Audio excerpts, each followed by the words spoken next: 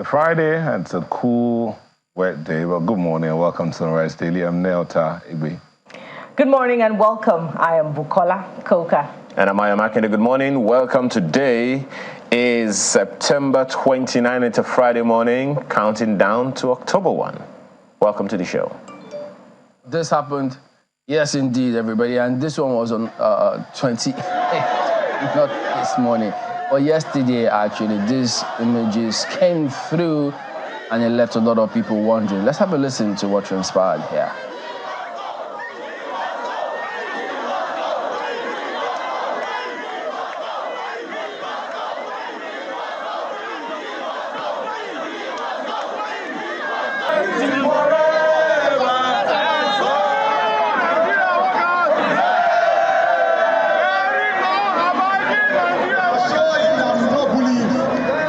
I come to work and ask for files. Some of the staff are not yet in the office to provide the files. By 3 o'clock, I asked for files. Some workers would have left. So I now spoke to them. I said, can we agree? Because I know the situation in Abuja. Can we agree on the time that workers will come to work and the time that workers can close? And I offer that workers should come to work by 9 o'clock. That's what I offered to them. Today I came to work by 9:30. I had a number of files to transmit because of the budget that is ongoing. We have not submitted our own. And then not up to 5% of the workers were in. I told the human resources I need to get the attention of the workers. I needed to come and address you at the gate. We are Nigerians and we deserve better treatment. I came back from Lokoja 2 a.m. on 22nd. I was a day old as a minister. I shedded tears. Between Abuja and Lokoja, we have contractors. We've released billions. Our people are being kidnapped on the road. The bridge is even collapsed. Who is responsible for that? Hold on, listen to me. I moved from here, from Abuja to Benin. I stayed 14 hours on the road. You are not flying in going back to your places.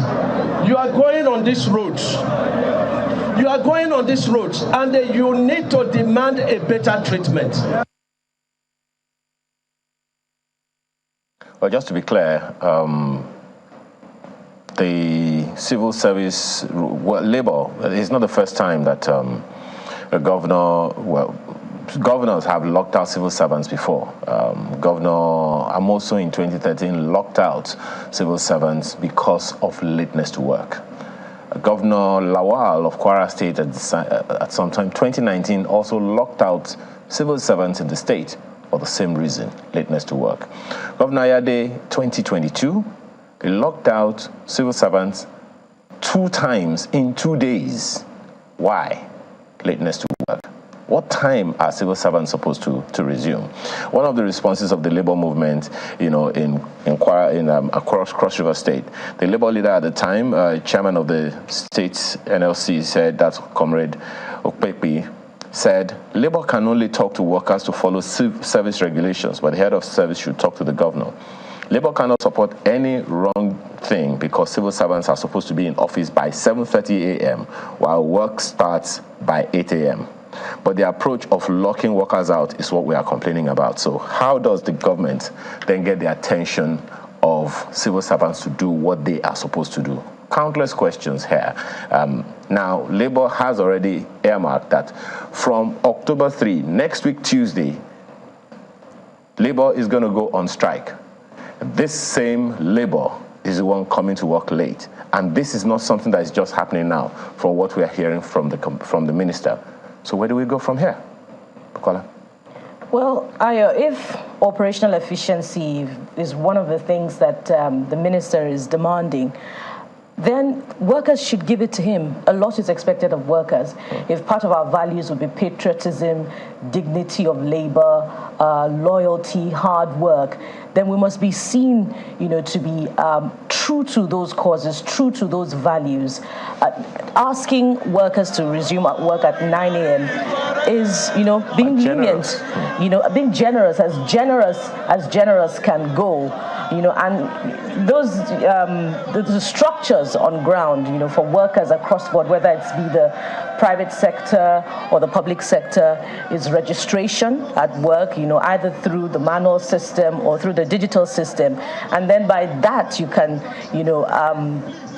you can process and in fact find out those who are, true to those causes or not. So. In another ministry in the federal capital, the minister has sacked 21 directors, I believe, for one reason or the other. That's the Ministry of the FCT. So I think it's not asking too much of workers.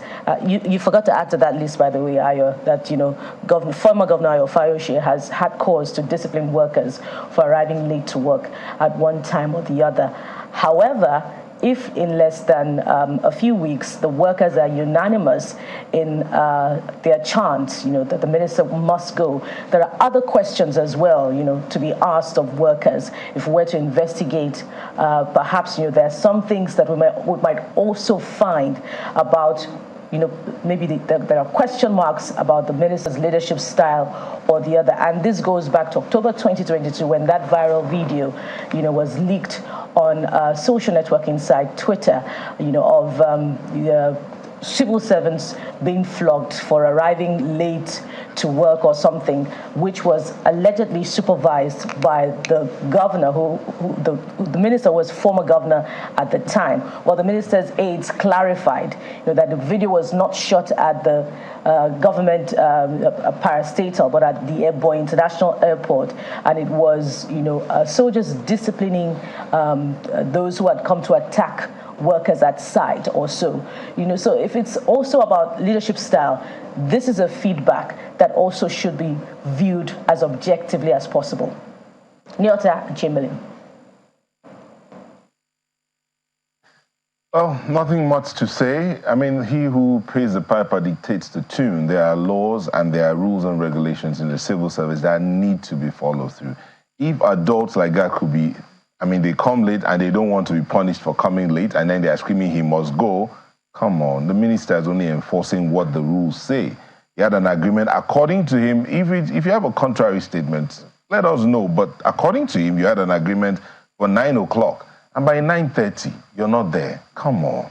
What would you tell your children? How are we going to build a better nation if we want to continue doing the same thing and expect a different result? Please. Well, I don't know the full story of what exactly happened there, because I don't believe it's just about that video, that short clip that we saw, because that leaves a lot to be desired, really. And I don't know the arrangements they've got in the ministry concerning, that some ministries were saying, in the light of the current economic challenges, resume certain amount of time, don't come to work on this day. But clearly, a lot needs to be worked out in that ministry. When do they resume? If you're off on a certain day, and if you're going to close on a certain time, well, he says he's requesting for files, and those files are not there. So, but probably they need to have those internal mechanisms worked out, because yes, clearly work needs to be done. And yeah, if the minister has also, handled it wrongly for all of them to come up and speak like that, well, good to see that at least they are talking, at least in front of the cameras. Now they need to talk a lot more behind the scenes. But if it says you resume by 9 and close by 3, we'll see what happens. But clearly, they need to ensure that things are done right. They cannot afford to give Nigerians a wrong impression of what is going on.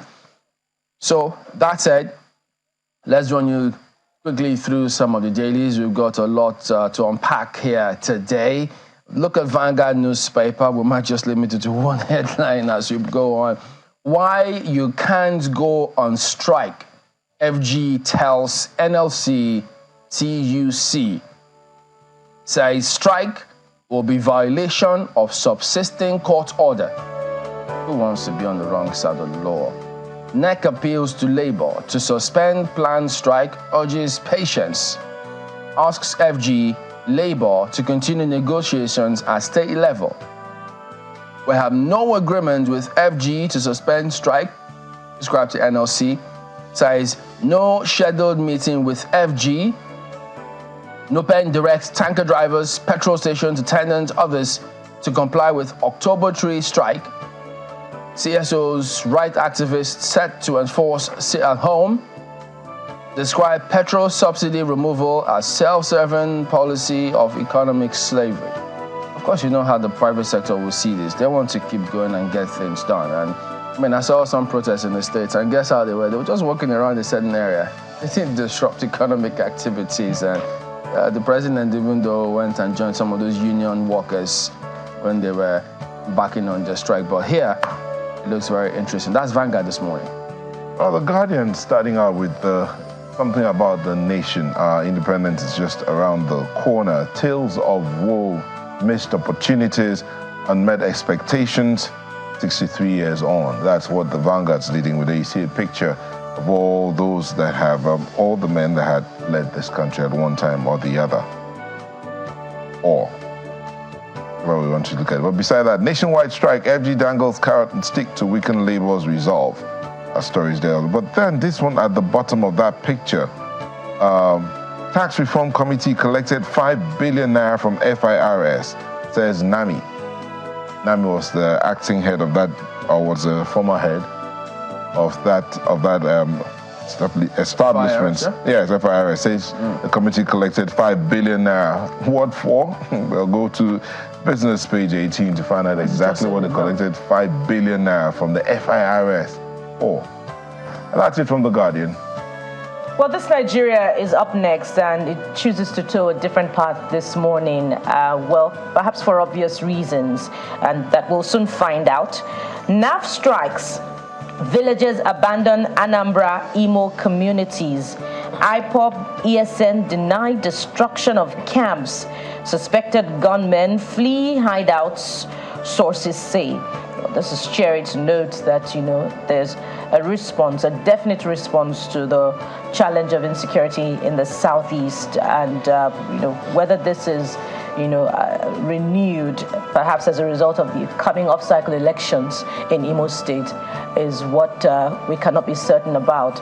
But if that is it, still okay. But then again, the security of lives and property should be prioritized during elections and, when there are no elections. Definitely has to be. Yeah. There are other stories on the front page of this Nigeria this morning. Look at this one beside the nameplate. Oil prices soar as global demand reignites inflation worries. Yeah, indeed, they're currently above the $90 benchmark at this time. And this is the time that Nigeria should be making money, but it's also a very difficult... Enjoying the income. Absolutely, Ayo. But also a difficult time. And okay. It's curious that the price of petrol has not gone up. We don't want it to go up anyway. There's also more from the front page. Controversy trails tribunal judgment on Kaduna governorship election. Of course, those questions will come later on. Let's leave it there for this Nigeria. Well, that's where the Daily Trust newspaper picks up this morning with the lead story. Kaduna Tribunal upholds Uba Sani's election on technical grounds. All kinds of stories were making the rounds yesterday. Tribunal sacks Kaduna governor. So much so that one of our correspondents was about, okay, so which kind of headline is this for? Okay, but look at the rider. It says, election inconclusive, orders rerun in 4 local government areas after considering merit. Will appeal, subscribe to Ashiru. It affirms mandate given to me, says Governor Sani. Find the details of that on page 4. That concerning story is right there on the front page under the pictures, how banditry raises food price in Zamfara. Don't forget, Zamfara is next door to, is it Kano State or something? And that's where the commercial... With all of the challenge of insecurity, how's palliative distribution ongoing in Zamfara? Is it ongoing? Well, we'll have to ask the governor. Absolutely. That's Daily Trust newspaper today. All right, take a look at Nigerian Tribune next. NUPEN mobilizes members for October 3 strike.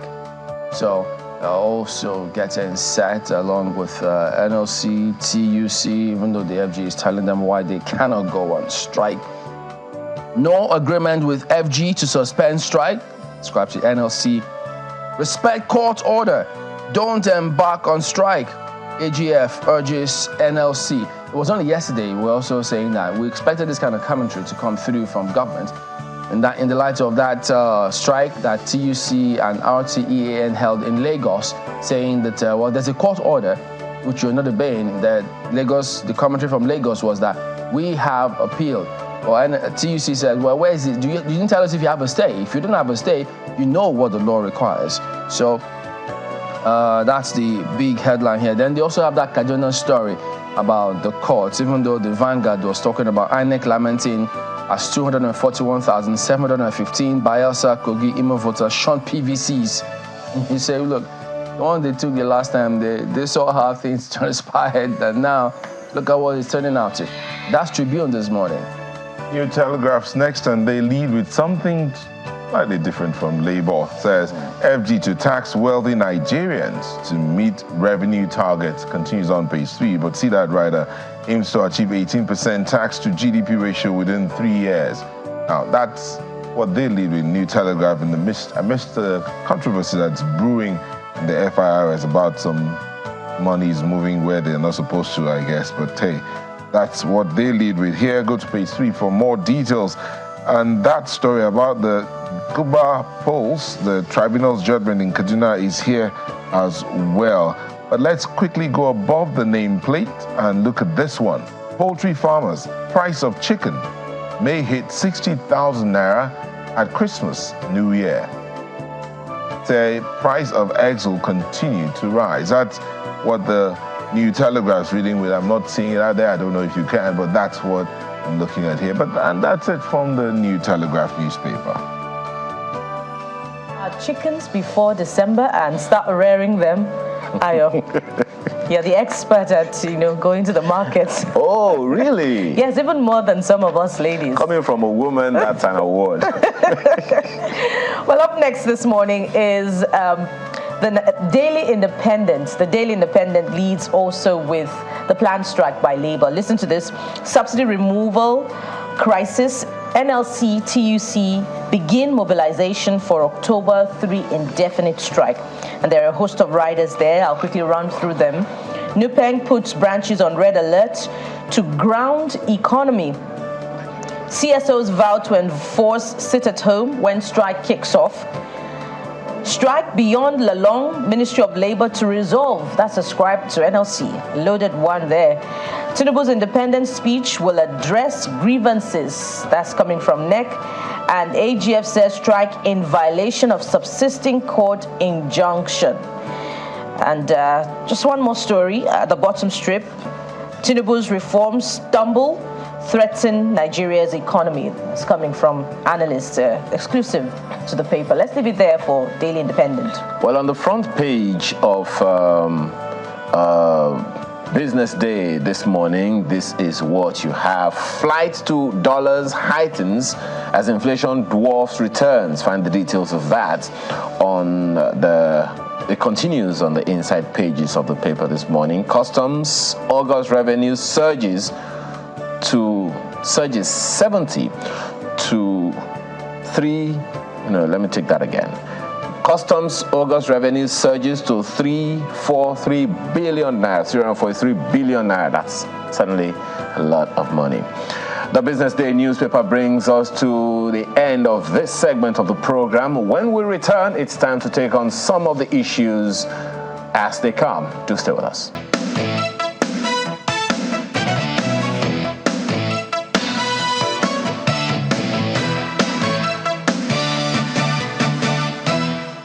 All right, welcome back. So now we're going right on to take on some of the matters we've got today.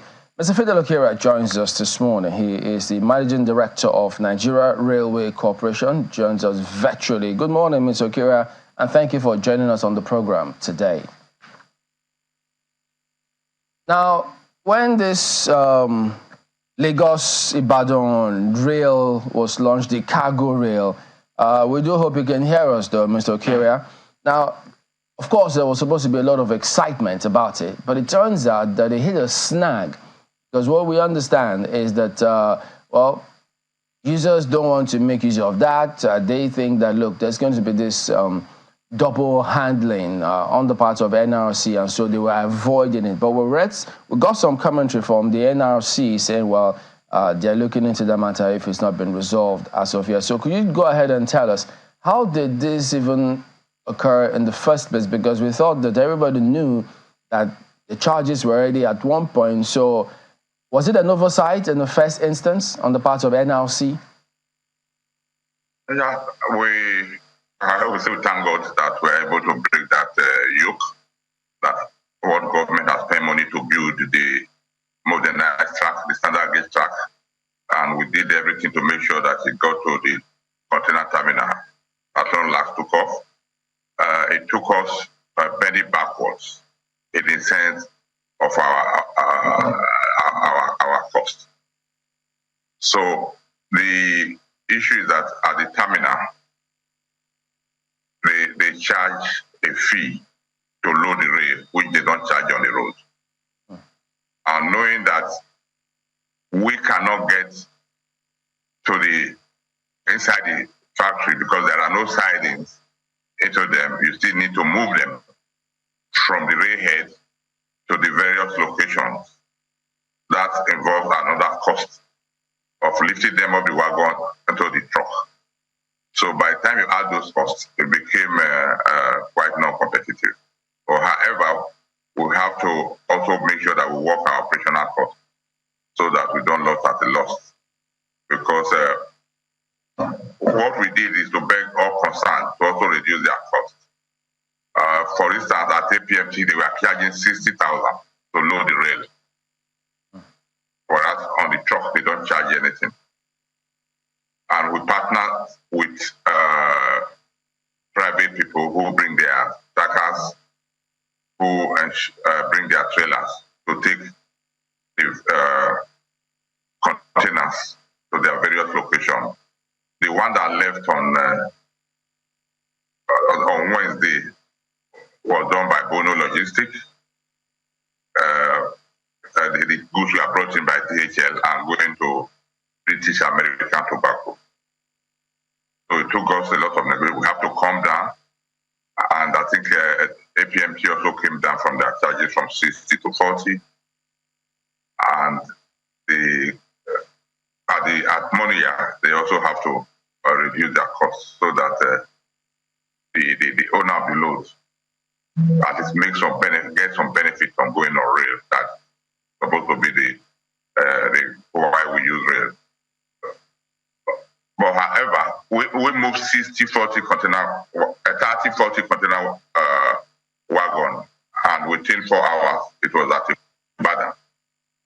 And instead of them pursuing 30 drivers, they just need to talk to only one person in NRC to ensure that their goods arrived their spots. I think it's a good thing to go.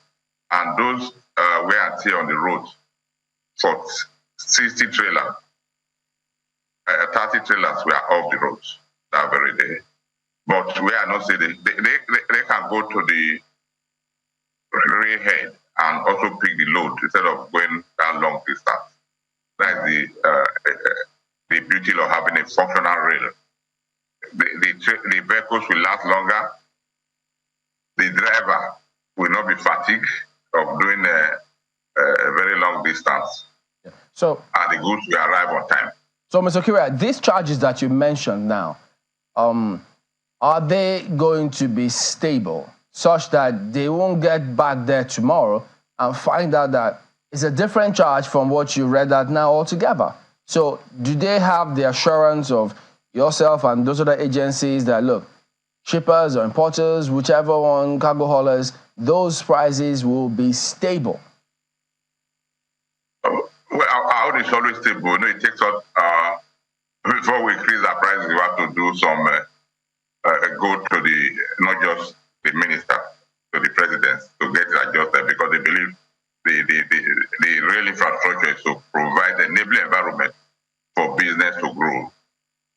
At what we charge at 17 tons per kilometer right now, and we know we will be there, not minding the cost of diesel. Because by yesterday, even at the filling station, diesel has gone to 1,040, as against at the beginning of the month, where we are still getting less than 700. And we require about 1,005 to go to Ibadan and another 1,005 to come back. So what we are doing is just to make sure we barely get that cost of buying the diesel and the little thing on it. But we are working out, and it is the duty of the Shippers Council to regulate all those things. Okay. The cost, the freight, and the movement. So we are working with them. You do know that those that have this cargo will be looking at how to reduce costs. It all, they know that they have charges, clearance charges to pay at the port on both sides, and then when they come in, these are an additional cost. So is it something that the railway service can think about how to really bring this as low as possible? What we did, our capacity is 70 tons. Those wagons can carry 70 tons. Knowing that the maximum you can take in containers coming to Nigeria is 40 tons. And after a long time meeting, we are not carrying by our capacity. We are not carrying by the tonnage that the container is expected to carry. That also gives some relief to the importer and to the companies that are bringing them in. Ordinarily, we would have charged by our carrying capacity, but we bent backwards to carry at the actual tonnage. It's just like if you go and hire a trailer for a pickup load, they will not charge you for a pickup load, they charge you for the cost of carrying a trailer. But being that we expect to make things convenient for Nigerians at this particular time, we are carrying by the if it's 20-foot container, we take 2 of them to make it 40 foot on a wagon. That's against the 70 ton that the wagons and the trucks are designed to carry. So that also gives them breathing space and a relief. Mr. Kiria, more importantly, when you say that the issues have been resolved and you're engaging with the Shippers Council, please be clear, particularly because of the importers and exporters who are in the business. And when I say be clear, I mean what's the incentive, and will the cost when they arrive at the Monia terminal in Ibadan, has that been written off such that it's an incentive for them to resort to cargo transport via rail rather than returning to the roads? And we have worked it out. Going by rail make more sense to them right now, adding all the costs together. And especially those who know how it works. Like I said, this particular law is brought in by DHL and is going to British American Tobacco. And they understand there is no way 30 trailers would have arrived in Ibadan at the same time. Instead they have a broken busted tire, the driver complained of one thing or the other. But within 3.5 hours, these 30 trailers arrived in Ibadan at the same time. So they can plan their production, plan their logistics. And they know the benefits. And I think after the first college, people are now coming. Even the exporters have started coming to Monrovia to drop their containers.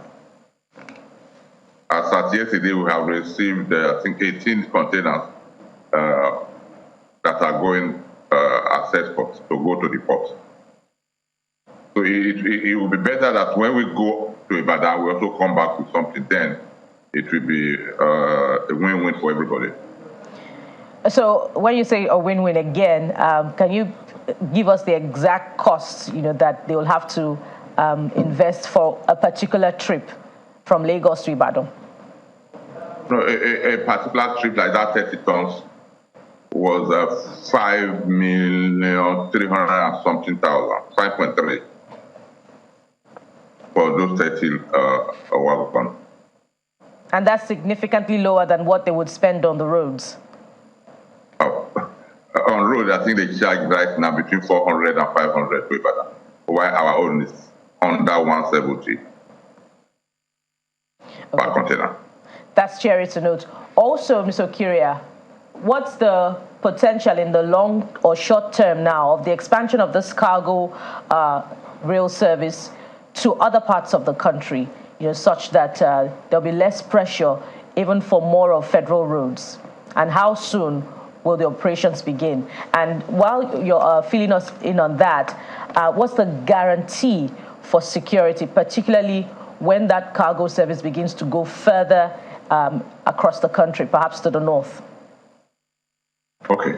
The one that is making waves is the one we move on the standard gauge. We'll be moving at least 20 wagons per train on the narrow gauge. Pending that, when we had that issue between Kaduna and Abuja, that issue also affected the narrow gauge between a place, Mokwa, Mina, and Kaduna, and we are advised to stop train operation. But however, we've been advised to come back, and our men have gone on inspection. Within those 1 year plus, there was some vandalization where our men couldn't be at the station. So we are taking 3 months to fix it so that we can start moving. There is Dala inland port that came up in Kano, and they are really putting under pressure to start something. But we're also working with the military to ensure that between Mokwa and Kaduna is safe for operations. We've been using rail buses to ply that with the support of the security for the past 1 month, and we are trying moving materials to those areas to fix the track. We hope before December I will be able to run train up to Kano. Because Kano, Kaduna, we have no issue. Lagos, Jeba, we have no issue. The issue we had there was as a result of washout, which we have already fixed.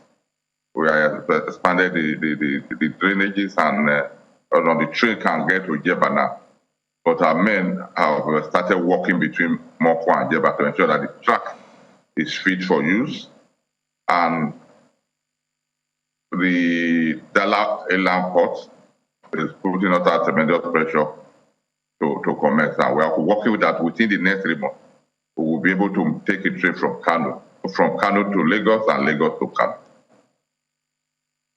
Well, Mr. Okiria, just to... And we are also looking at being able to move train by December from Port Harcourt to Aba, based on the reconstruction they are doing there. We were there last week with the minister, and I have put them under pressure to deliver that segment, Lagos Aba, probably to Umuahia, so that we can move cargo from a port.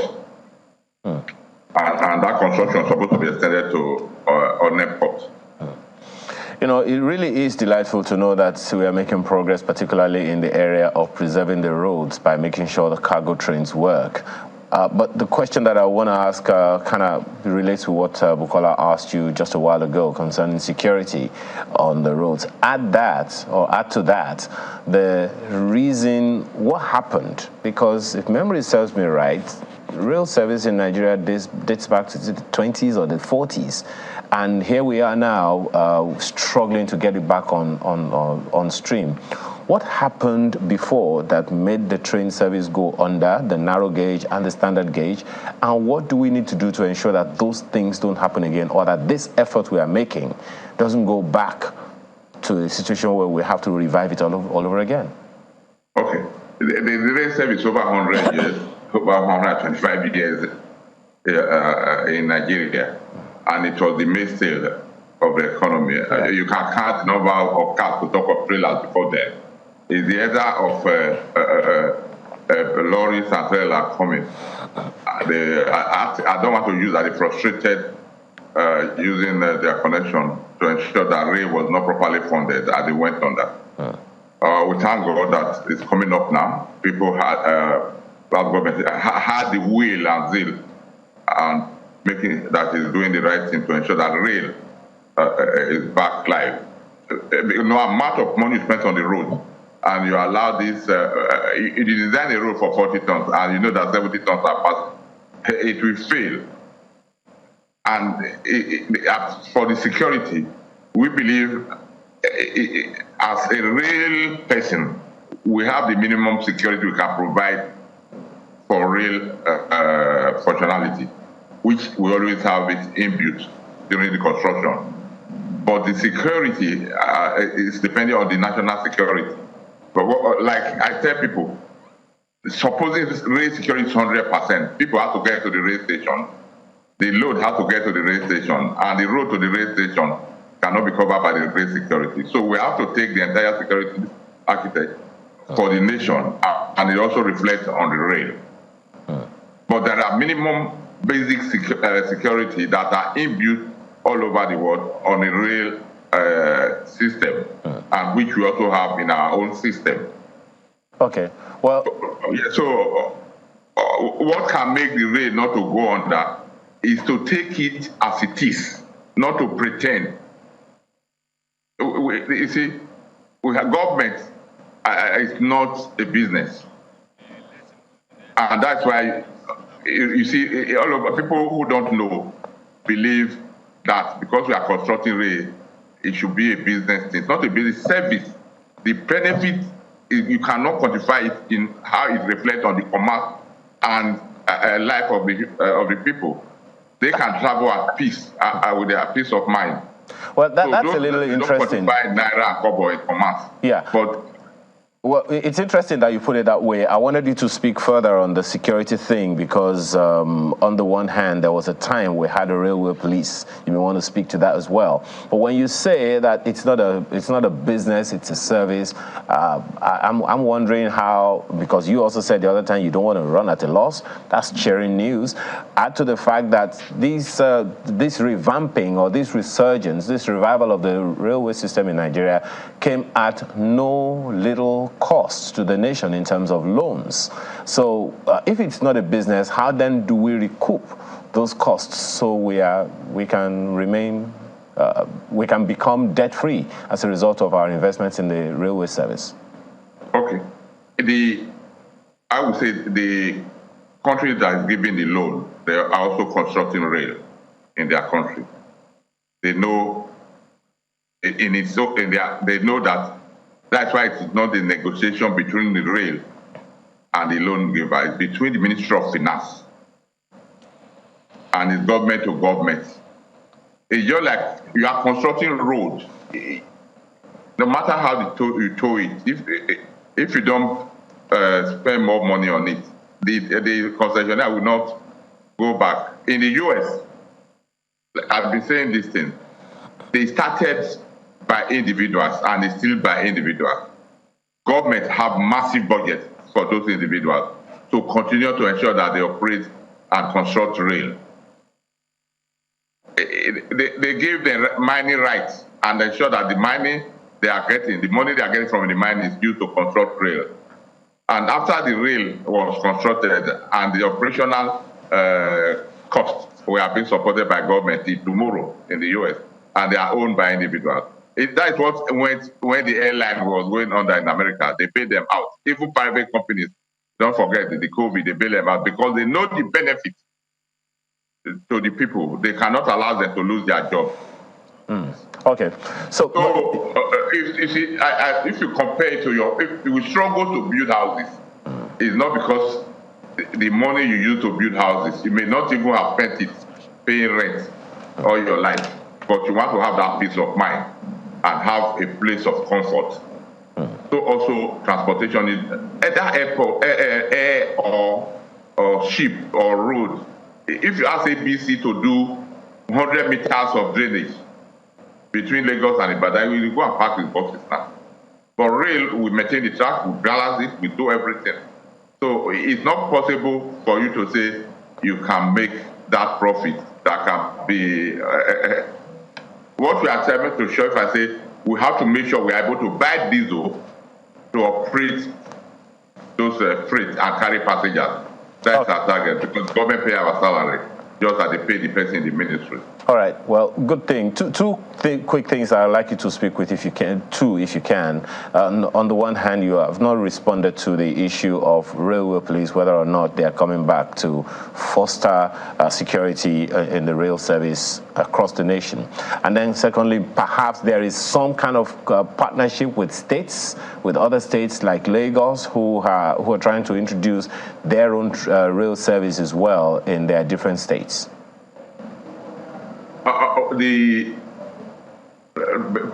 I forget, for the security, we at least know we can monitor our train per second very live to know where they are, and we can communicate to the driver on the train to ensure that we get real life position, and we have some physical presence of our security people, soldiers, police, and civil defense. So on the cooperation between states, on Lagos commenced, we are working together, we are partners. On the blue line, we ensure that they are able to commence by assisting them and introducing them to some of our senior and retired people to work with them. On the red line, they are going to be running on our national track, because we are looking for right-of-way. And at the meeting, we suggested that bring your rolling stock. We have this track access framework, which you agree, you pay something to us and run on the track. And we are ensuring that so that the people can benefit from investment the federal government has made on constructing the track. We will schedule and time, make sure we do proper timing. But recently, the Plateau State government came in and they want to run a mass transit. We advise them on what to do, introduce them so that we can rehabilitate the stations, tracks, and if they can move the rolling stock coaches and wagons where they are to their area. So we are ready to operate for them, but they will also supply the diesel and consumables to be used. So also Kaduna is on stream. For now, we are talking with Osun. We still have the festive train we run with Osun. Other Ilea, Christmas, Easter, but they are talking about having what they call it, a free trade zone before Oshobo, which they are developing, and they want us to extend track to that area. So we are discussing, and we are ready to really cooperate with them, because it's so the benefit of Nigeria that we do it right, and rail, we should not allow rail to go down. All right. We have to be, we're completely out of time. I wanted to take you more on a number of other issues, but we have to thank you at this time and hope, as you said, that we can, as Nigerians or as a nation, sustain the train service in the country. Fidel Okiria, Managing Director, Nigeria Railway Corporation, thank you so much for your time and your thoughts today. Thank you for having me. I pray Nigeria to try and not vandalize the track so that we can make the best use of it. Thank you. Absolutely. Thank you so much. We're back in a moment. Do stay with us.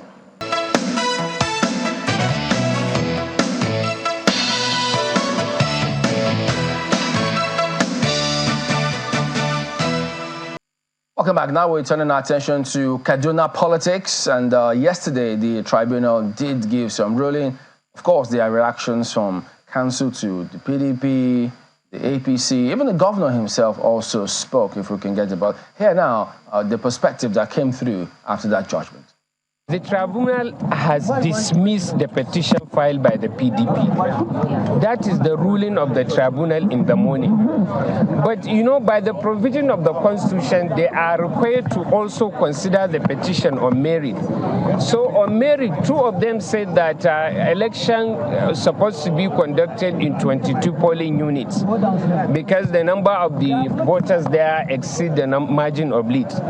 But they have said that the PDP wanted it to be declared as the winner of the election. The tribunal said that they have no proof that.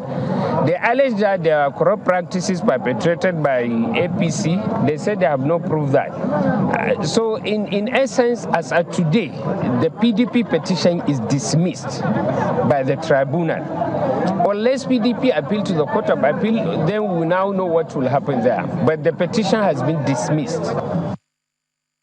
One way or the other, but we are still going to test an arm of the judgment too. It's okay. It's brilliant because we believe the materials we placed before is sufficient enough for the court to have even declared our candidate the winner of the election, because we know PDP won the election in Kaduna State. But that means you're not satisfied with the judgment. Well, I cannot say we are not satisfied or we are satisfied, but then what I'm telling you is we'll go into this election and definitely we'll come back victorious. It's based on the facts placed before it. Court arrive at decision based on the submissions and argument of lawyers, and then the majority of the tribunal judges decided that the election was inconclusive, and one judge affirmed the election. So, and the decision, but the majority decision of the court is that the election was inconclusive. All right, so there you've got those perspectives. Well, the governor, of course, ever since then has since spoken and tweeted, calling on the PDP candidate to come together, that they need to pull together and move the state forward. But we'll wait to hear from the PDP and see what steps they take next if they'll be going upstairs, which many suspect that they may likely do that. So we did reach out to Baba Aliyu, counsel to the PDP, who himself is a former PDP Northwest Zonal Secretary, but he's not joined us as of yet. But we do have Sunusi Musa, who is a senior advocate of Nigeria and counsel to the APC. He joins us virtually this morning from Kaduna. Good morning, and thank you for joining us on the program today. Morning, thank you. All right, so let me start with this perspective, because, I mean, while this judgment came through, I'm sure you must have also seen a lot of the confusion that was going on about what the true situation was. So from your perspective, if we could start with that, why do you think that that perspective came through in terms of people saying, well, no, the court had actually sacked the APC governor and then ordered the rerun? I think it was, let me say, some people who want to spread misinformation, who wanted to create a bad name, particularly for the judiciary and our system, because within the first 2 hours of the judgment, or in less than 2 hours of the judgment, the tribunal indeed really dismissed the petition of the PDP.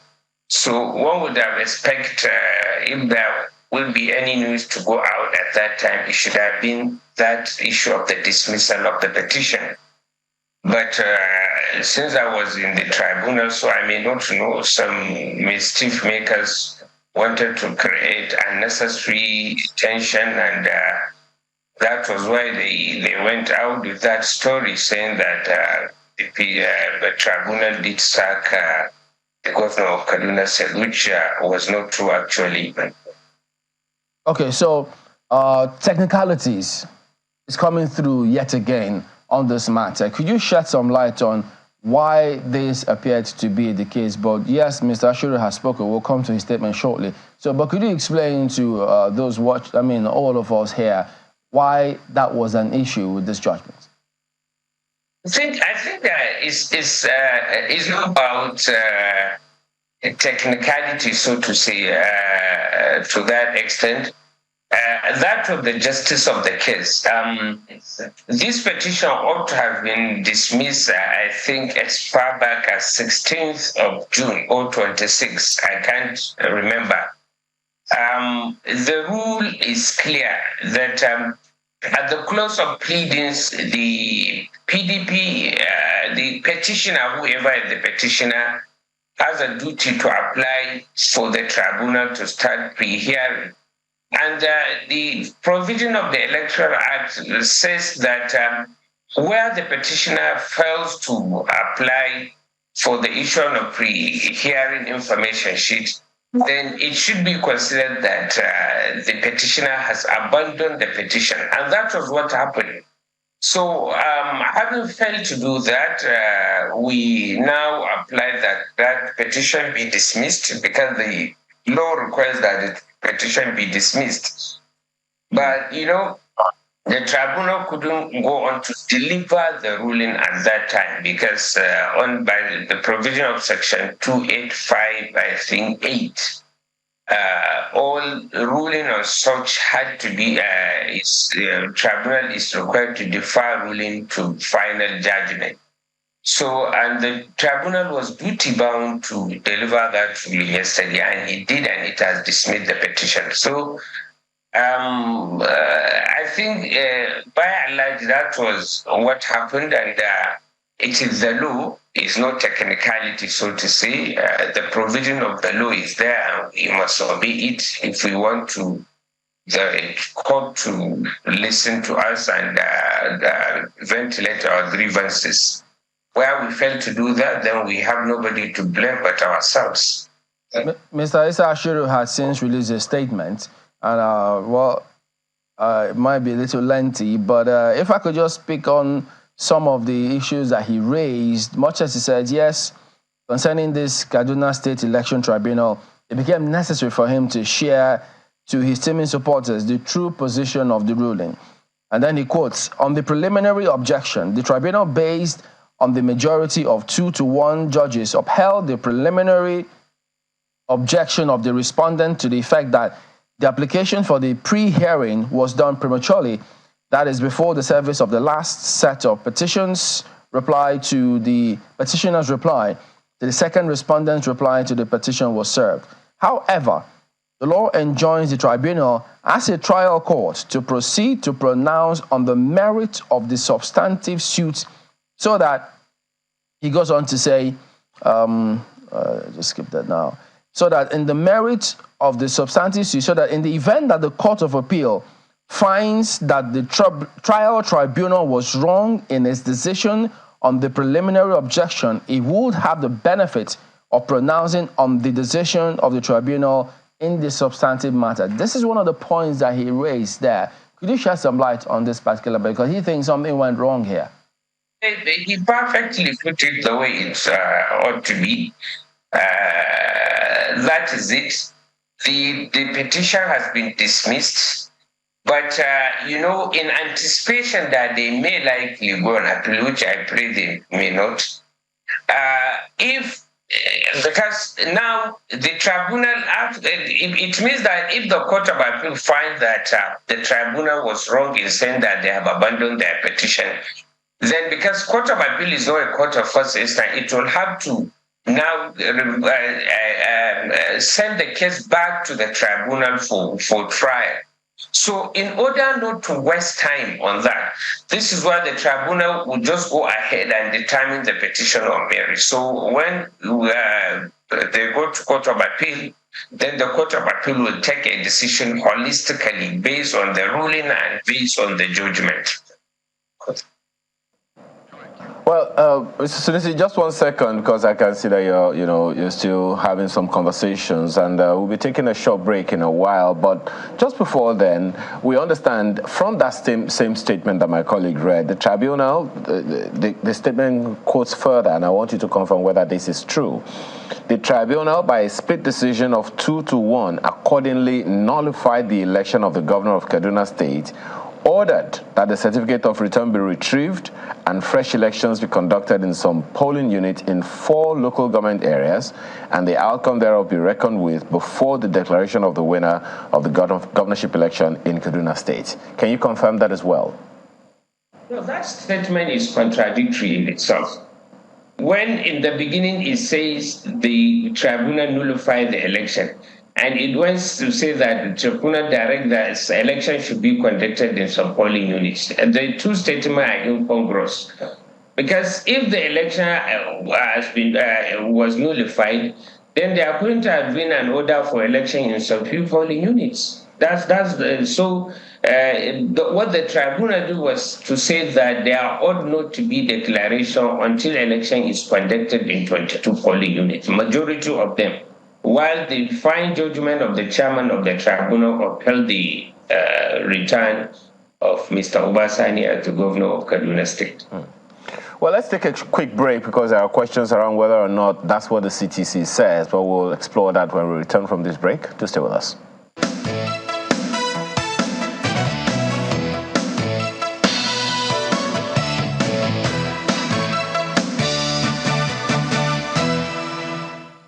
Soliti Musa is still with us. He is a senior advocate of Nigeria and counsel to the APC in the governorship election of Kaduna State. Well, just a quick one before my colleague Bukola comes in, Mr. Musa. Is the CTC out so people can confirm, this statement or at least compare this statement with what the court actually said? Maybe today. Okay. What are your aspirations? I mean, given what the court has said now, how much time do we have to conduct these elections that you're talking about? The election. I mean, the court said that 4 LGAs need to have a rerun of sorts, right? The court did not say that. So, to the best of my. So what did the court say? The court dismissed the petition. That is the position of the law as of today. Okay.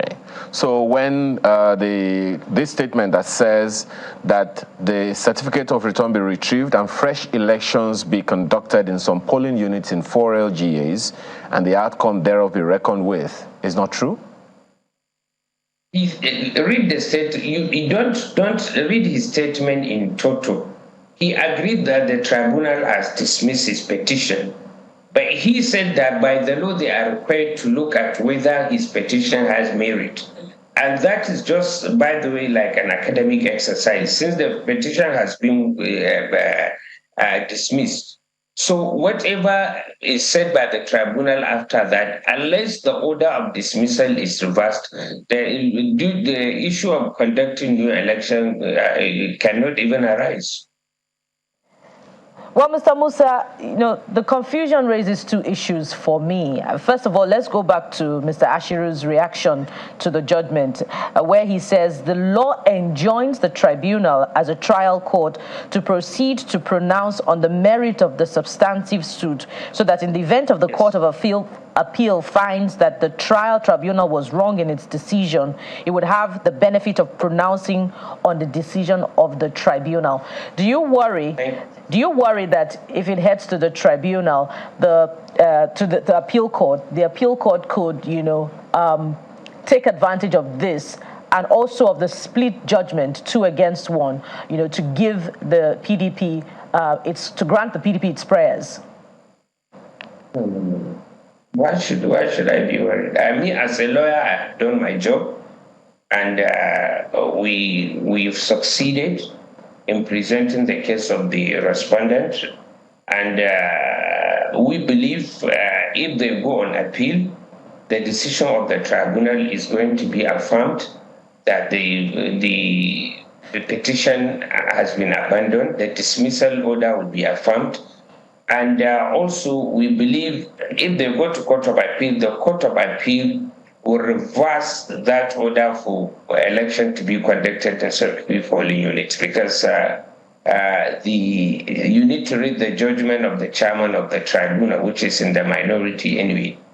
And you should also remember that this happened in the case of Fintiri, which the Supreme Court in his wisdom look at it and saw that even if election were to be conducted in those polling units, it is practically impossible for the APC to win the election, because you are talking of a margin of 10,000. And whereas where even the polling units where the majority judgment said that election should be conducted is 16,000. So by common sense, you know that it would be practically impossible for the PDP to get 10,000 votes to be able to neutralize the margin and be able to get additional vote to win the election. So why should the public funds be subjected to such more of an academic exercise? Assuming that,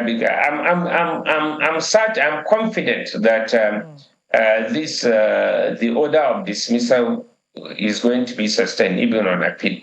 Well, unfortunately, the PDP is not here. You know, they would have liked to respond to that. But this different interpretation of court judgments, the statement of Mr. Ashiru here is evident. And then, you know, you can also cite other court judgments having to do with election or contention of leadership of political parties. How can the court take care of it? Because the papers initially ran away with the story that, you know, the election victory of the Kaduna governor had been dismissed.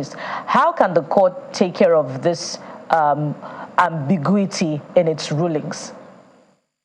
It is rather the other way around, that the papers should be careful in reporting, that they should not rush to report what just a supporter of a particular candidate tells them about his interpretation of what the judgment of court is. The reporters should be diligent enough that to sit in the court and listen to what the court says, or at least verify what is the actual position of the court or tribunal from the officials of the court or from the lawyers. Because once you go to politicians and listen to them, they normally create this mischief. Because if I'm sure all the papers did not get their report from any lawyer or from the official of the court. And like I said, if you read the statement of Mr. Ashu, it is clear there is no ambiguity in his statement. He clearly said that the tribunal dismissed his petition, upheld the preliminary objection of the respondent, so which he agreed that his petition is dismissed. And if, as of today, PDP decides not to go on appeal, then that is the end of it. The APC and its candidate remains in the seat as governor of Kaduna State. So therefore, I think the confusion, the people that has to do something about this is not the court. It is the reporters and the media houses. They should not be in a hurry to break news without verifying what is actually the position of the law. Once we do that, we wouldn't have ended up with this confusion that was created deliberately by some few. I'm pretty sure that the coming days are going to tell us a thing or two, because as you very well know, sometimes it's a question of perspectives, who is saying what and how they say it. But then for now, we have to let you go, and thank you so much for your time. Sunusi Musa is the Senior Advocate of Nigeria and counsel to the APC in the governorship election in Kaduna State. Thank you again for your time. Thank you very much. Yeah. Appreciate it. There's more after now. Do stay with us.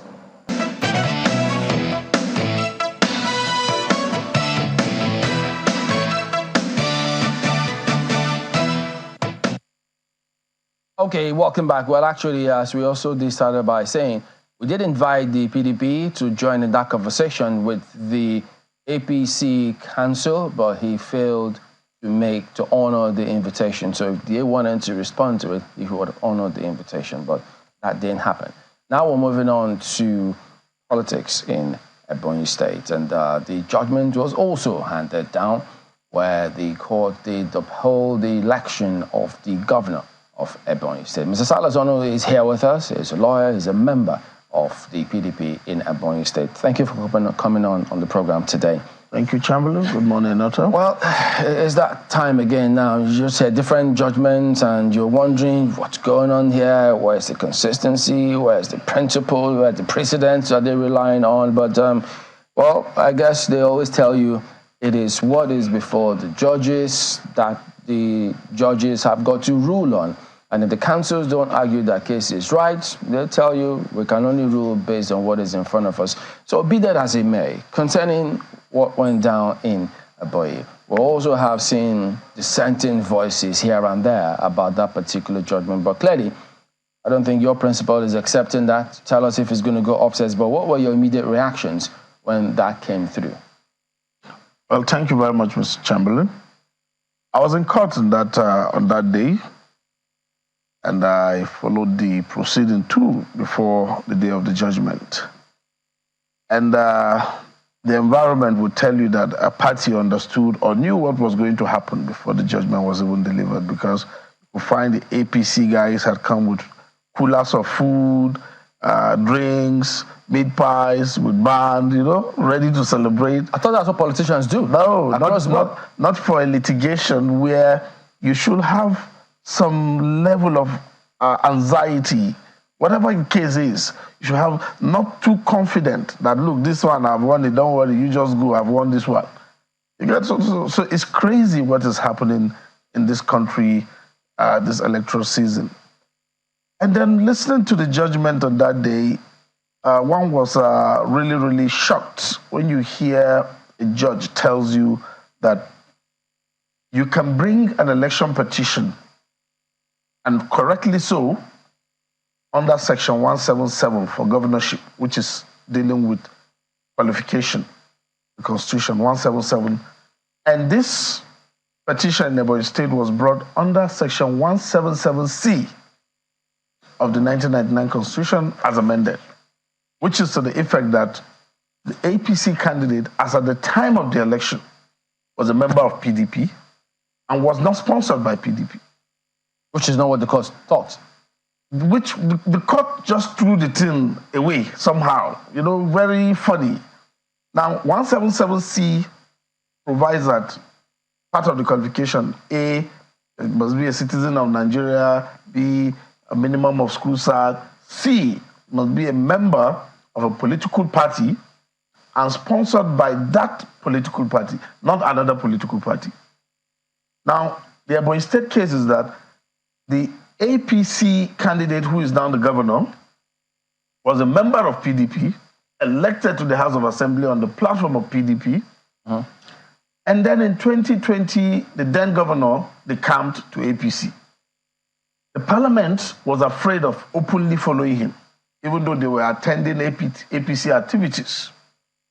The then leaders of the party went to court to have all these members thrown out.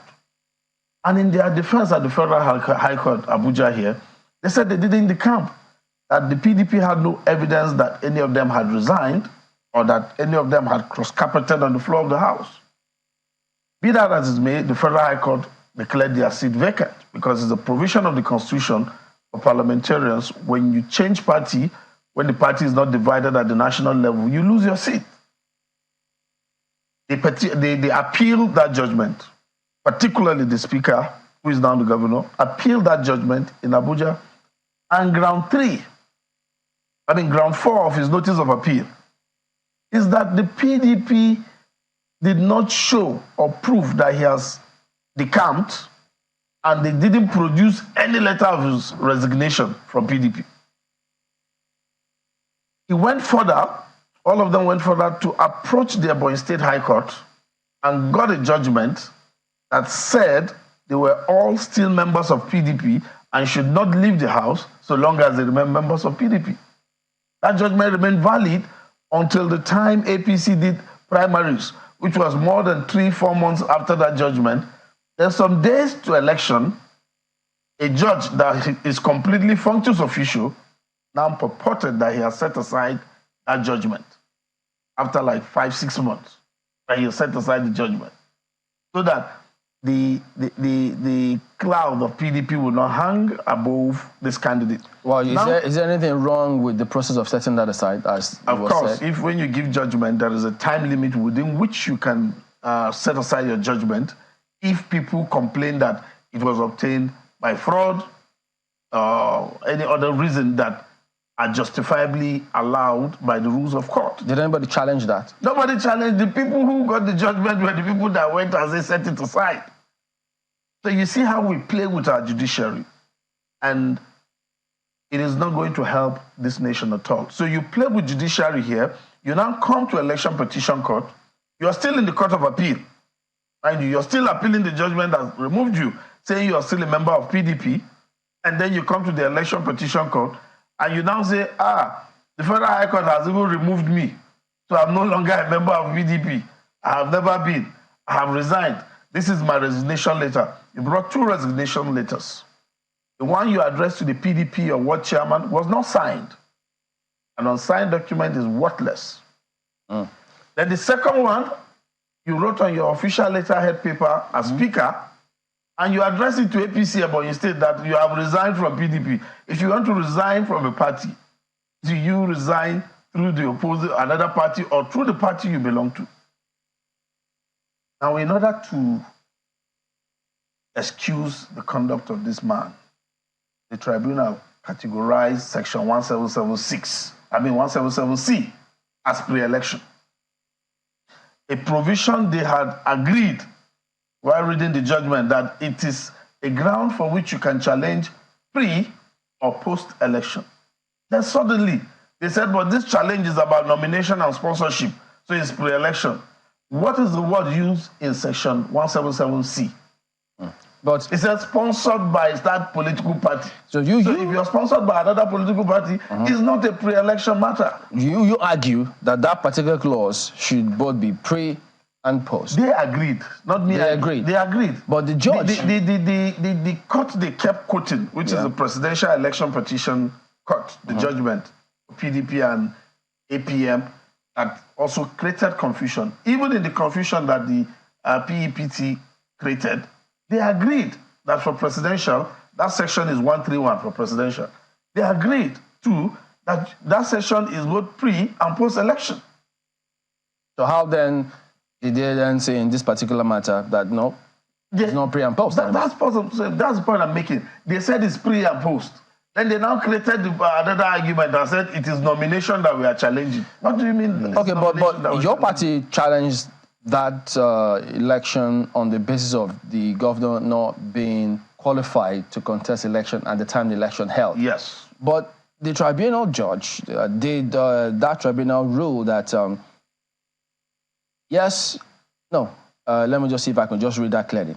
Well, it held that the issue of nomination and sponsorship by a political party being a pre-election matter should have been challenged before the Federal High Court, before the election. That is the window most of this tribunal used to excuse their inefficiency. Sorry to use that word, right?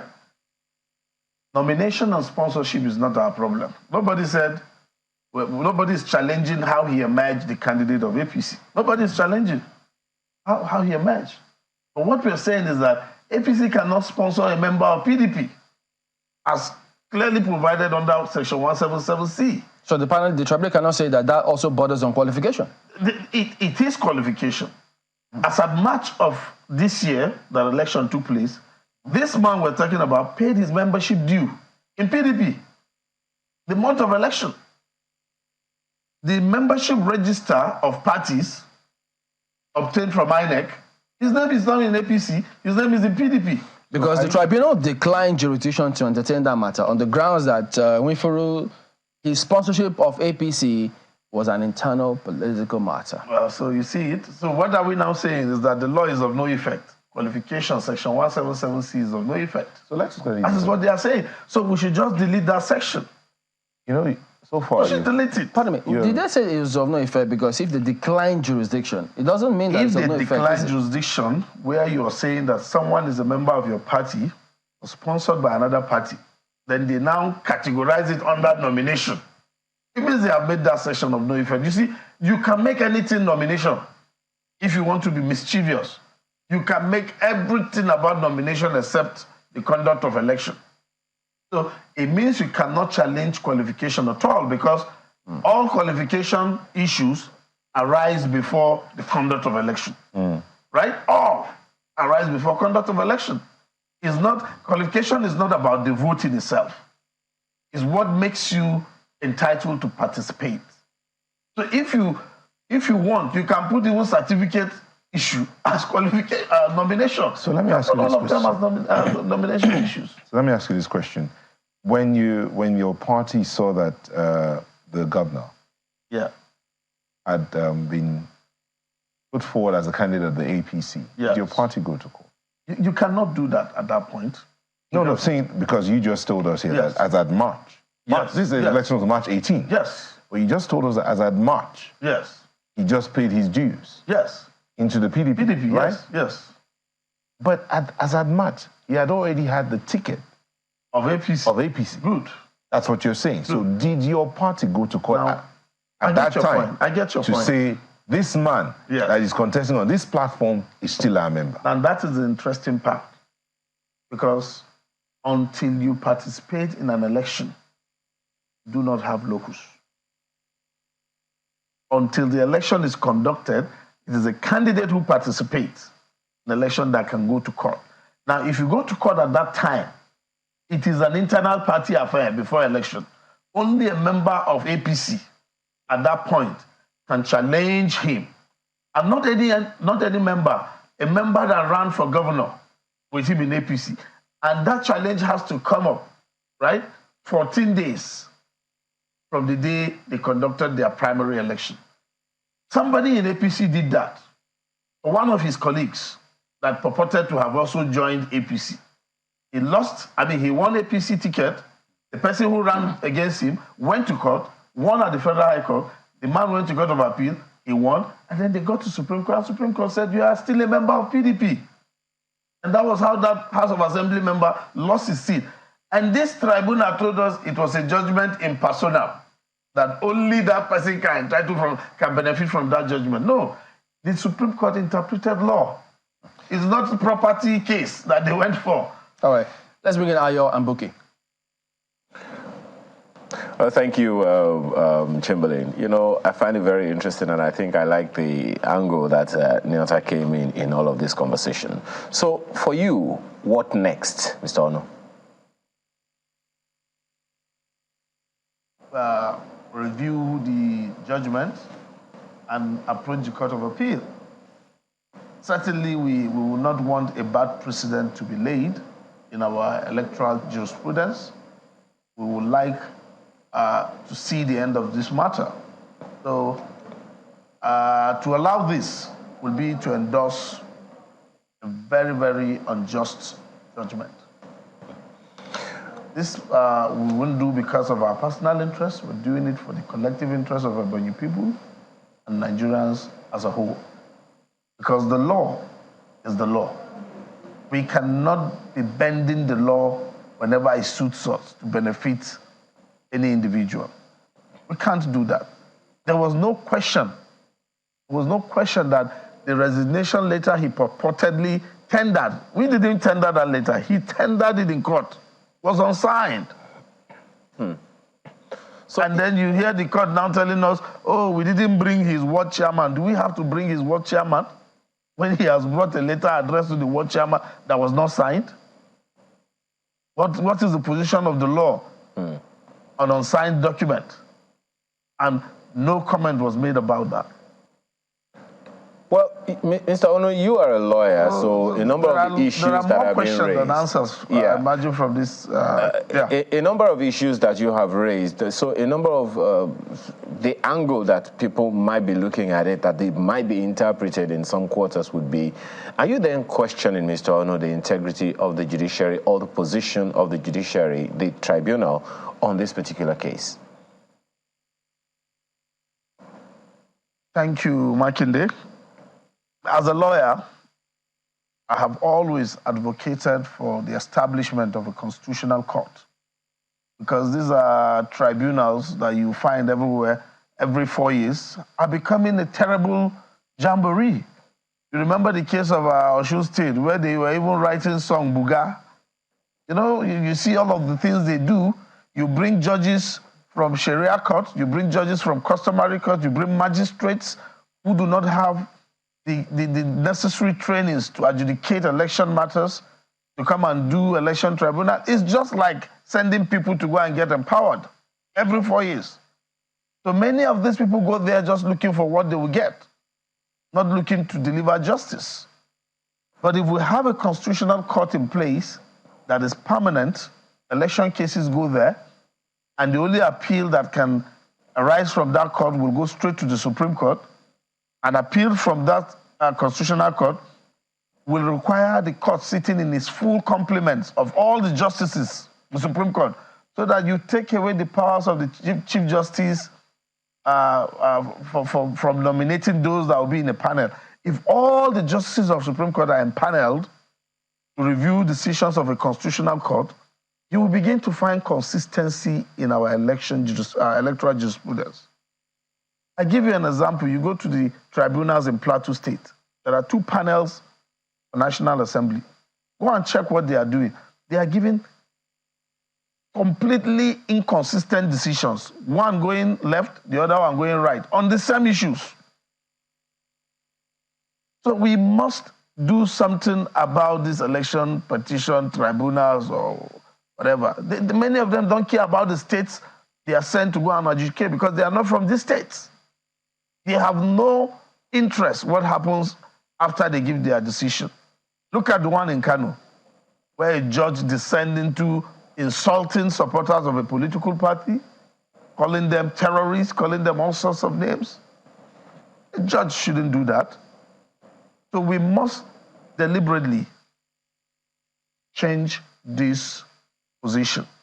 Remove these tribunals, establish a constitutional court where election matters go to from all states.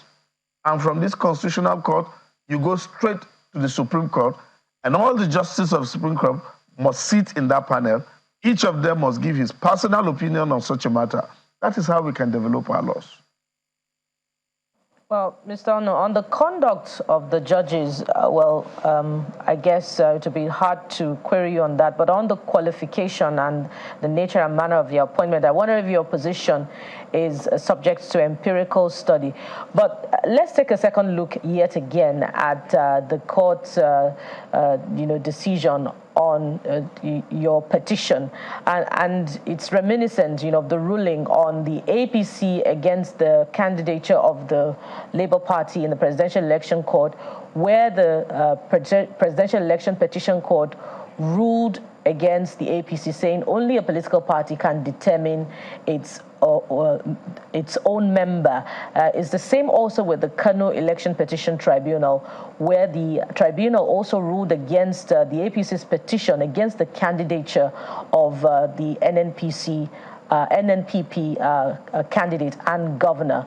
Are you saying that consistently the judiciary is ignoring, according to you, Section 177 of the Constitution? Because this is becoming precedent for future election petition tribunals that can be cited to dismiss such petitions. Thank you very much for this very, very good question.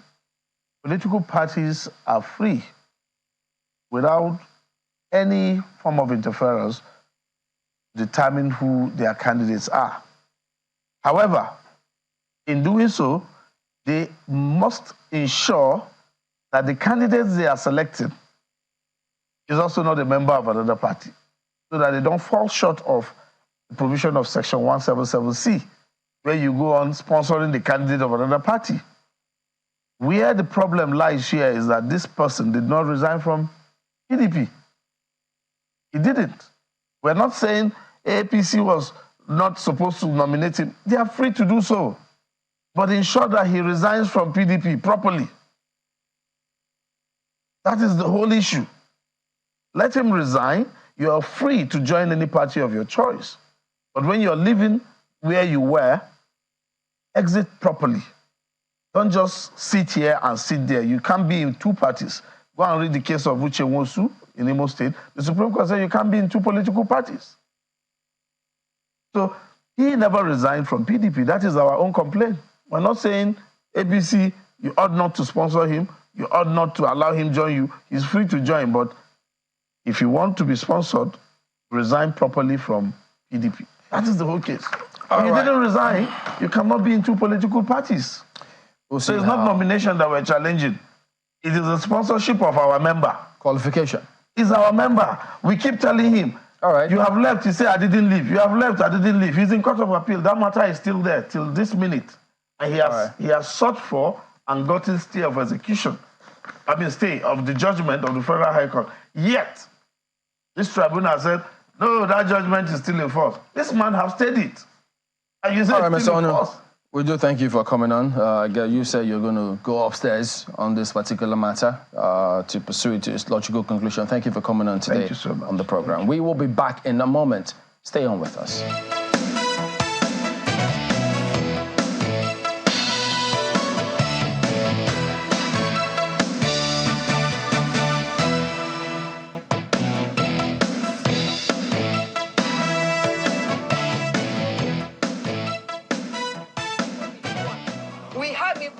about this traditional stool matter in Akwa Ibom State, and we've got Mr. Ekpayon Takim, who is a former Attorney General and Commissioner for Justice for Akwa Ibom State. Good morning, and thank you for coming on today on the program. Very much.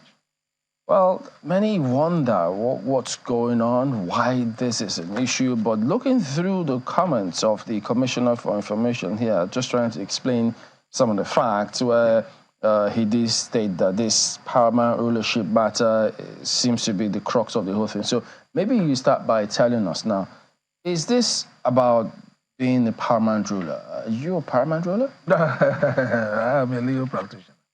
Okay. So for you, what is the crux of this case? Well, the crux of the matter is that we're existing very peacefully with our traditional institutions in place until the Executive Bill 316 that woke everybody up from slumber and disrupted the peace by coming to now reclassify certain citizens as first class, second class, third class. Very simply, they changed section 47 to 49 of the substantive law, brought forward what they call the President General of the traditional, what they call Supreme Traditional Council, who shall be the Akwa Ibom Ibibio, representing the largest ethnic group. Then providing for the Vice President 1, Akwa Ibom, representing the second largest ethnic group. Then Vice President 2, the Ata Oron, representing the third largest ethnic group. By implication, you also have, once you say major ethnic group, it means there are minor ethnic groups in the states. Now, why must a law be made on the basis of ethnicity? And then you make the President General position a permanent position exclusively reserved for a segment of the society on the basis of ethnicity. That's the crux of the matter. So, now, from this statement we see from him here, first of all, were you in that meeting for the one in May 2023?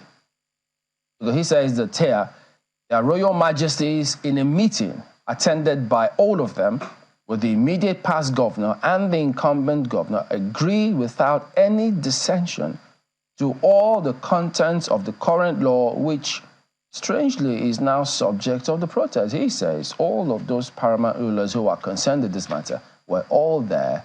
They all agree. Now, why is this an issue now? It's totally unfortunate. We challenge that assertion. And if there was any tape, let them produce it. If there was any agreement, let them produce it. The same traditional rulers they claim to have agreed in private turned out at the public hearing on the 19th of September, and unanimously, these same people that are protesting today said, foul, we don't need it. We are against that law. Is it paramount rulers that are protesting or village heads? No, the paramount rulers. They are the ones protesting? Oh, yes. The meeting that is alleged to have been held was held with the paramount rulers. Now, the same paramount rulers have also written to the governor, perhaps he is not aware. They have also written to the governor and explained the position as to what happened on that date. The former governor was leaving office and called the paramount rulers into a meeting and introduced the incoming governor to them, and now said in passing that my royal fathers, we are going to we have a proposal to restructure your council, the details of which the incoming governor will make available to you. And for the first time, the details were made available to the traditional rulers 48 hours to the public hearing by the House of Assembly on the 19th. Were you in that meeting? No, I wasn't at that meeting, but are there meetings, minutes of the meeting? Of that meeting? With the governor? Yes. No, that's it. And we are challenging them to produce the minutes. Now it is the words. Yeah, how do we know that meeting held? Of course, the traditional rulers have informed us. Of course, some of them are my clients. When the matter is in court, we have traditional rulers from my place who have also assembled and have met with me in my office to say, in fact, all the traditional rulers in Anang and all the traditional rulers in Oron traditional rulers in Ibro and Eastern Mbulu have written to the governor to see. So if you said there was a public hearing yes, on this matter, yes, and everything went through, how come the law still passed? Fine. The traditional rulers who are opposed to this bill presented themselves and their memo. So not all of them are opposed to it? Of course. I mean, for the majority had their way? For those that... a minority had their say? Yes, had their say. Isn't that the tenet of democracy? That is very well. That's the tenet of democracy. But let us also not underrate or write off salient provisions of the Constitution. The House of Assembly... The House of Assembly is entitled to pass any law of its choice, but it cannot pass a law that is unconstitutional. Discrimination on the basis of ethnicity is unconstitutional. You consider this discrimination? Oh, sure, certainly. When a particular position, the headship of an organization is exclusively reserved for a particular ethnic group in the state, what does that mean? It's not an ethnicity? It's not discrimination? If you say that it's reserved for a certain ethnic group, yes, many will wonder, wait a minute, but if you then say majority had their way, minority had their say. Yes. So would it not then mean that the peoples are the majority? There may be. Yeah. So if they are majority and they have their way, isn't that democracy? Democracy to the extent that it is not unconstitutional. So the law, according to what you read, the law says that the president's position will go to the Ibibio ethnic group. Is that what the law says? Yes. So and not only go, it is permanent, in perpetuity. In other words, no other ethnic group can occupy that position. And you consider that discriminatory? Oh, absolutely discriminatory. So if what Honorable Idung had told colleagues that the proposed law, among other objectives, seeks to dignify and sustain the integrity of the traditional institution in Akwa Ibom, you don't think that's correct? That's needed? I have heard all that. My brother, it is most unfortunate that it is very ingenious and is very unpardonably, how do I put it, inaccurate. You cannot legislate, you cannot by legislation in this democracy, legislate monarchy into existence. They are trying to make comparison that is not in existence. You cannot overnight want to equate a traditional ruler in Akwa Ibom State with the Olu of Warri, Sultan of Sokoto, Obong of Calabar. No. These are positions, these are Nigerian pre-colonial monarchies, totally unavailable in Akwa Ibom State. Totally unavailable. They forget that in 1951, when the Macpherson Constitution was brought to bear, they did not, there was House of Chiefs provided for in the North and in the West. There was none in the East, because East is a Republican community. They had no equivalent dynasties. They had no such kingdoms. There is no kingdom in Akwa Ibom State, and none can be legislated into existence now. So, Mr. Takim, could you just read that section which you say specifically said it was reserved for Ibibio ethnic group? Very well. Clause 3 of this, their proposal says insertion of a new section 47 to 49. 47. The office of the President General of Council. The President General shall be the Akwa Ibom Ibibio, representing the largest ethnic group in the state. The President General shall be the supreme head of the council and shall superintend over the affairs of the council. 48. The office of the Vice Presidents 1 and 2 of the council. The Vice President 1 shall be the Akwa Okukwanang, representing the second largest ethnic group in the state. Sub 2, the Vice President 2 shall be the Ataro, representing the third largest ethnic group in the state.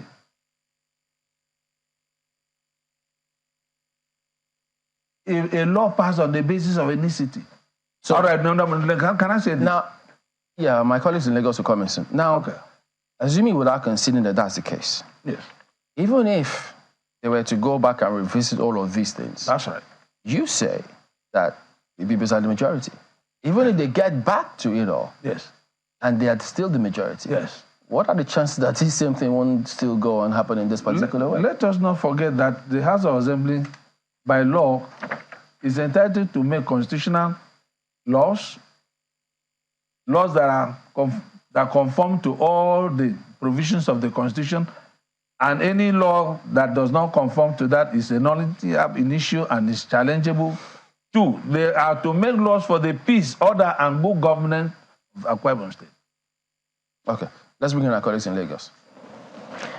Sir, one of the governor's aides on our sister political program, speaking on this same matter, had said that, look, it was the legislation was a result of thorough deliberations by members of the traditional council, the rulers themselves, and all the governor had to do was to assent to it, and that there is room for amendment if the traditional rulers can come together yet again to amend it.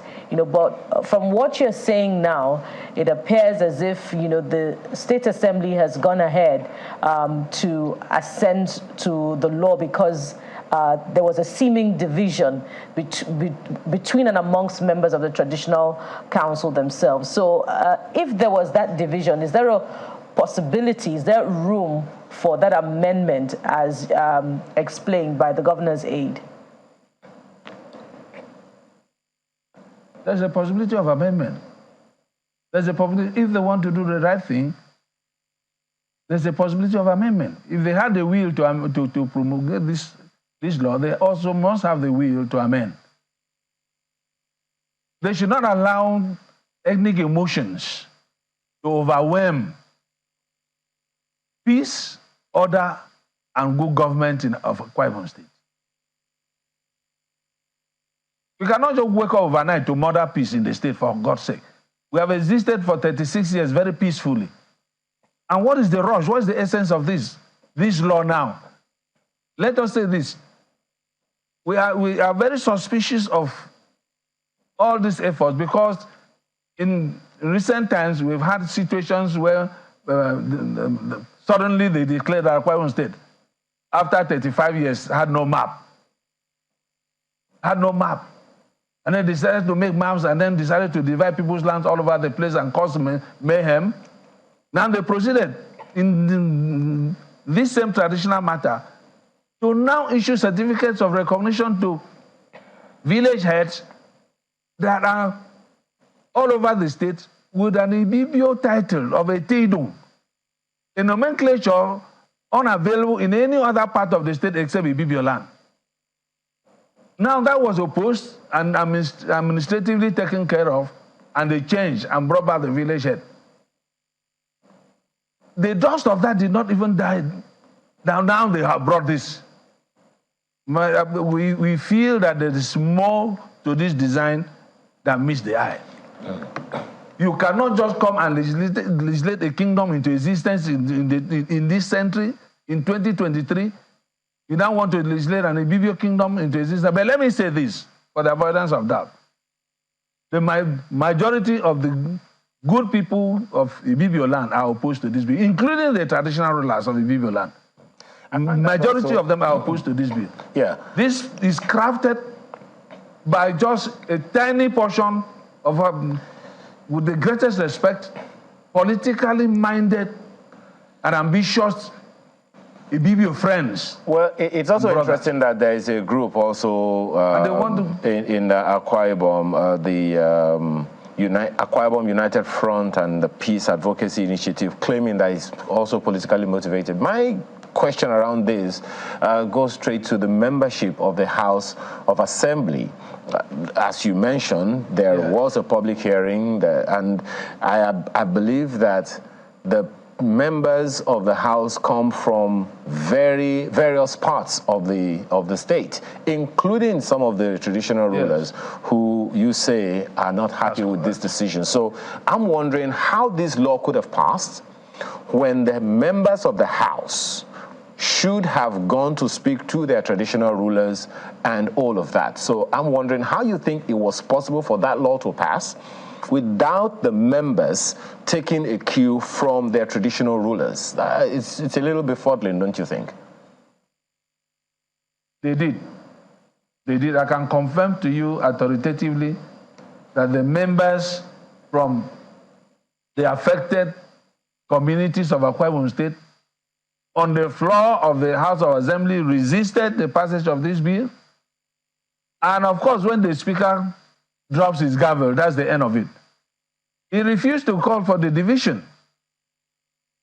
When the arguments for and against heated up, of course, instead of that, he simply dropped his gavel and closed the further discussion. And one person walked out, even some people from the other ethnic groups in Akwa Ibom State. Some say that the chairman of Akwa Ibom Polytechnic, which your humble self, that is a position reserved for politicians, and you benefited from that position. And now they say, oh, now you're trying to import politics into this traditional stool. That why don't they just let it be? In fact, they went on to say that you're being sponsored to stoke fire where there's not. Well, whoever says I'm sponsored is absolutely irresponsible. In other words, at my age, I cannot speak truth to whoever it is. At my age, my father taught me two things. He said, look, even if it means standing alone, once you are convinced, speak your mind. You see, this heaven, it will not fall. Two things, don't say something behind. Don't say behind anybody what you cannot say in front of you. So is the chairmanship of Akwa Ibom Polytechnic not reserved for politicians? It's not reserved for politicians. It's reserved for persons. There's no, that law that... Politicians, not persons. No, but that law did not say for politicians. That law didn't say for politicians to talk about... What, in any event, what is the relationship whatsoever between the chairmanship of Akwa Ibom Polytechnic and this obnoxious law? What's the relationship? Well, because they say that, look, if certain people benefited, they reserved it. And then if you're saying that this reserve was... Which they voted for this one anyway. For that one, they just appoint people. It could have gone to anybody. How do you lobby for it? But it's been going to politicians for a while. Well, a long while. I don't want to take statistics of that. It's not available to me now to know. We've seen some of them. Fine, no problem, yes. Of course, politicians must always be appointed to positions. And I happen to have been appointed to that position. I'm no longer in that position. But that does not mean that this law... But you're still a politician. That, of course, I'm in PDP, for avoidance of doubt. For avoidance of doubt, I'm PDP. So who is responsible in PDP? So you think when my government does anything wrong, I should keep quiet because I'm in a political party? You can't legislate me into extinction. Is this government or national? Or the State Assembly? Is the state executive bill. In other words, sponsored by government. Or passed by the Assembly? Of course. But then Assembly can reject it. Of course, they could have rejected it. How many executive bills have been rejected before in Nigeria? So what should be done now? Okay. All right, gentlemen, we need to take some messages before our viewers get angry with us. But we have to thank you very much indeed, by the way, Mr. Ekman Teke, Mr. Legal Practitioner, is a former Honorable Attorney General and Commissioner for Justice for Akwa Ibom State. We hope this doesn't puncture the peace that has existed. They have murdered peace already. I hope we can resurrect it. Oh dear. Well, look at this tweet from Ejike Eze, who says, I often hear that we cannot quantify the benefits of the rail service to the people, talking about rail service clearly. How do we even know that the rail service offers overall net positive benefits to the majority of the people? Or are we imagining these benefits? Professor Nakena says, the Electoral Act should be amended so that the Election Tribunal becomes the final arbiter in electoral matters. And this must be done before substantive winners are sworn in to avert distraction in governance. This is very important aspect of our jurisprudence that must be tackled head-on by this 10th Assembly to ease the workload of the judiciary. Professor Nakena. And Festus Akimboyewa says, it's heartwarming to see that cargo train moved 30 containers of goods to Ibadan. Cargo trains will be a game changer in our economy and should be embraced by importers and exporters because it's faster, safer, and efficient.